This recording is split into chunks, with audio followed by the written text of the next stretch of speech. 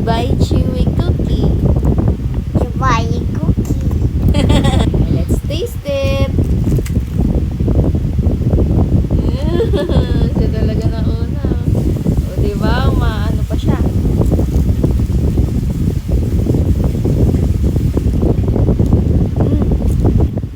Sarap mo siya. Nakaluwa ng isa, oh.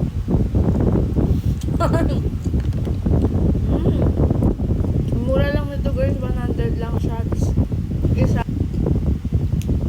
Yung cover niya is, I'm not sure kung marshmallow siya or ano eh. Tanongin ko nga si Ate Jay kung ano nilagay niya. Kung gusto niyo i-try, message niyo lang siya. Ayan, si Jane and Fam. Itatag ko na lang siya dito guys.